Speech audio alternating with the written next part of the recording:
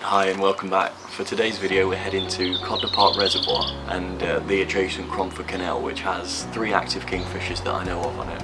It's a great location because you can get close to the birds and there's generally good activity as well. So I'm hoping we can get a nice shot of a kingfisher today. So this is the final image. As you can see, we did catch a kingfisher. It's a male kingfisher, which you can tell by the underside of the beak. The females wear lipstick, i.e. they have a little orangey red patch underneath their beak.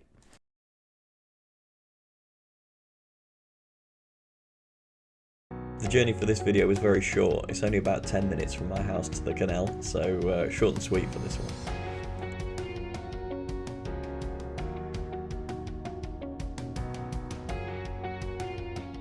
Okay, so we have arrived. We'll try and make sure it doesn't fall down. The Deville's quite far as well. We'll get the bike chained up and secured, and then head on out to the reservoir and see if we can find ourselves a kingfisher.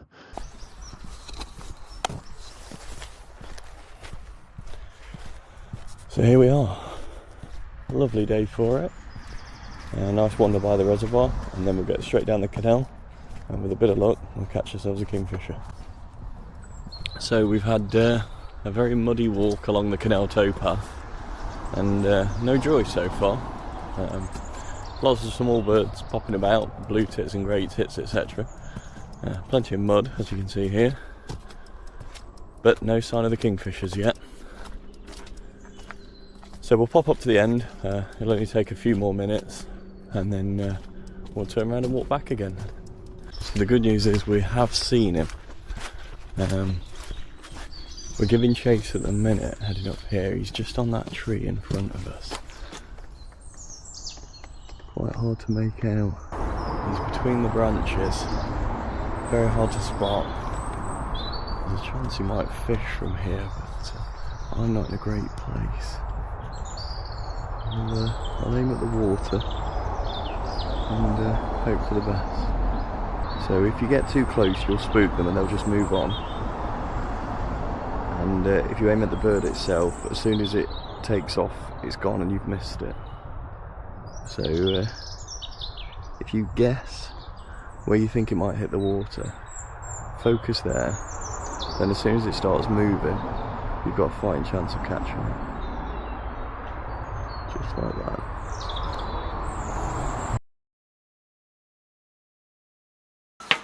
So for today's video we've been using the Canal 100-500 RF lens.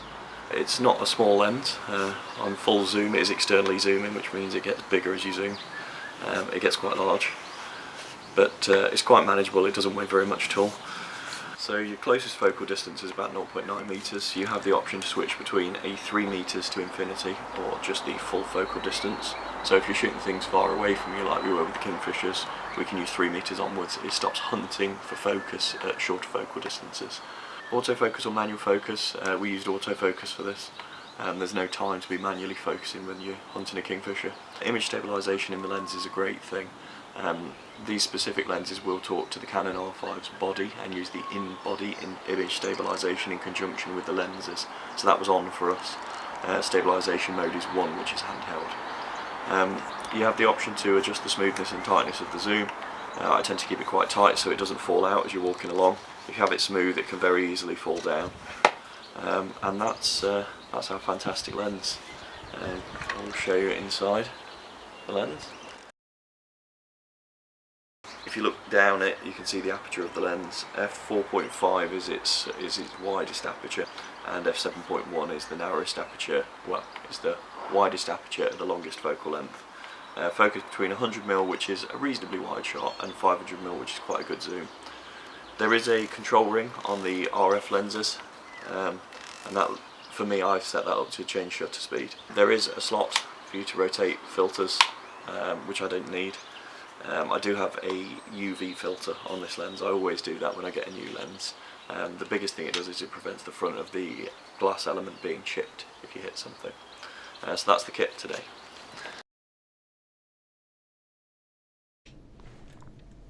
So for today's shot we had the Canon RF 100-500 lens. At 500mm it's full zoom. The minimum aperture is 7.1. all the shots taken were at the widest aperture due to the light. In an ideal world, I would like the shutter speed to have been high, as shown 1/2000th of a second. The reality was the most we could get away with 1/500th of a second. And at that, we had to increase the ISO way beyond where I was comfortable. In an ideal world, it would have been at 100. 400 is quite typical for me. 800 in dark conditions, and I normally go as far as 1600. Today, we were up at 2500 just due to the shadows cast in the woods. So they're the main settings used. In terms of additional settings, I was actually using electronic shutter.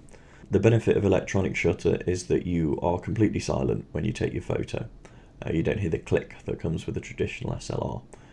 It does also let you take faster bursts of picture if you choose to, but I wasn't using that today. In terms of the subject to detect, it was set to animals, so this lets the Canon R5 really shine when it comes to autofocus. And I was on single shooting, so I wasn't using the high speed bursts. You can use those, and that's fine, but I knew today's shots were going to be about taking a single shot when the Kingfisher was still, rather than trying to catch it in flight. I did have eye autofocus switched on, so it tries to pick out the eye of the bird and focus on that. It's much more important when you're dealing with wider apertures to try and get the eye in focus. So here are a few shots from the day. We got the Kingfisher in a tree, one of our first ones. We did manage to catch one with a fish from a distance. It's an okay shot. This is a typical shot of the Kingfisher that we saw on the day, maximum zoom. That's about as close as we managed to get to it. Still quite nice pictures. We did get one in flight. You could see the sun did fall on him for a brief moment, so we made the most of that, and a nice picture of a nuthatch as well to finish. Okay, so here's the picture we're going to be editing today. It's not the closest shot I have of the Kingfisher, but it's got quite a nice aesthetic to it with the tree here. It's got a dark, moody vibe to it, as you can see by the dark background here. It's due to the nature of the overhanging trees causing a lot of shadow, and I'm gonna run with that theme. So I'm gonna let this illuminated patch in the bird itself stand out by pulling the outer down quite a lot. So as usual, I'm going to duplicate the background layer, and then I'm going to start working on this modified image here. So I'm going to start by taking down the outside edge. Now you'll see an effect on photos called vignettes, which is where all the corners are dark and the image itself is clean in the middle. And we're going to have a play with that on this image here. So I'm going to use the burn tool, and I'm going to use a large brush. I'm going to crank that right up to about 1000 px, and that will let me make big changes to this image. I'm still looking at shadows, and I'm going to keep the exposure quite low. I'm going to go for about 20%, so I can make changes without it being too dramatic. And I'm just going to run around the edges, and particularly pulling in the corners to give that vignette effect.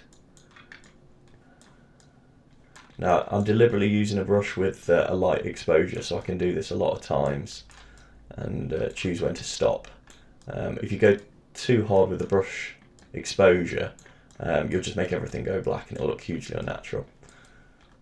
I am going to change from shadows to mid-tones and pull out some of the mids, and then I'll do the lights as well, because I do want to take out most of the corners. Take this highlights right down where the sun's caught the trees.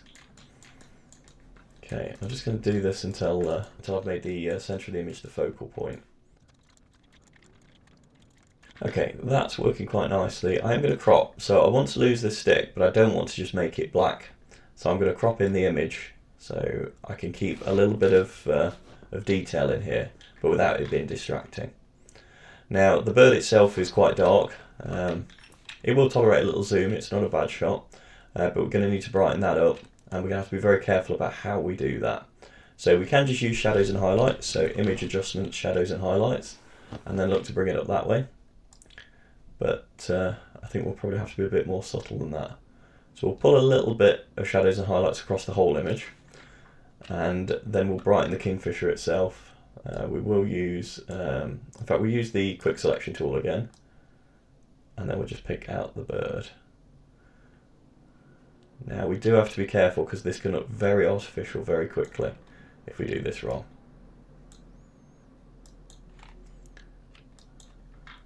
Okay, so I'm going to use curves for this. Control M is the shortcut to curves, and I'm going to pull out the bottom of the curve a little bit, and that's it. That's all I'm going to do, no more than that. So if we turn our layer off and look at the original, that's what it was, and then we've inverted to this. Now I think we can probably lose a little bit more of this black border at the top, so I'm just going to just crop it a little further, because I do want it to fade out. I don't want it to go to complete blackness. Okay, I think that's okay. I'd like to bump up the vibrance a little bit, so I like this green in the middle.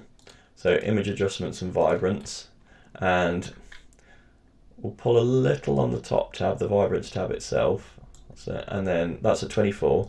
So saturation, I'll bump a small amount too. So that's only gone up 3, which is plenty. That's okay. Now the bird's head still looks quite dark to me, so I'm going to see if we can just dodge a little bit in there with a very small brush. 20px, still on shadows, and I've got that. In fact, I've got a bit bigger than 20. Still got 27% exposure at the minute. We'll go for a 50px brush. Okay, and we'll just pull it up a small amount here. Again, small changes here. If you do anything large, it will look really unnatural. Okay, we'll turn that off and then back on. Okay. Okay, so that's our first layer done. So we've made the vignette, increased the saturation and brightened the bird a little bit. We'll just duplicate one more time and then zoom in a little further and check this out. So we can stand to sharpen this a little, I think. So we'll go filter sharpen, then unsharp mask. I'm only going to do a fairly light sharpen. I don't want it to get too severe because it will look unnatural. I think that will do. So that's at 44% with 0.9 pixels. So we'll just turn that off and then on.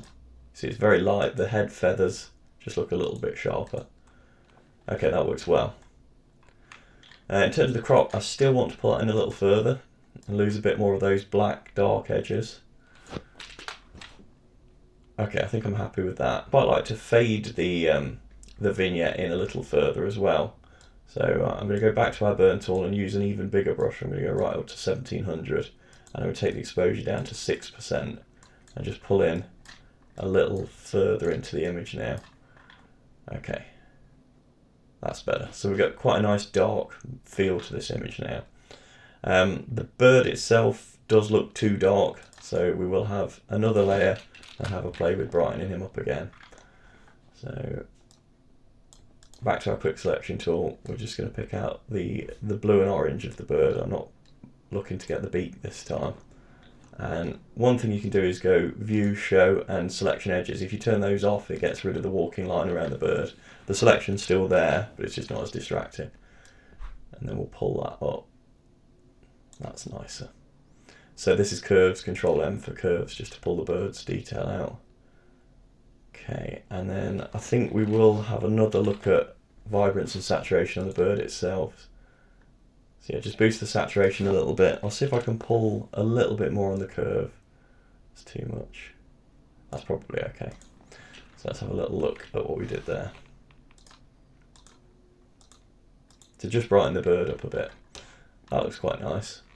So I think that's quite close to what the final image will be. I'm just going to select all of those, right click and merge the layers to create one image. I'm going to come back to that one in 5 minutes and see if I still like the image.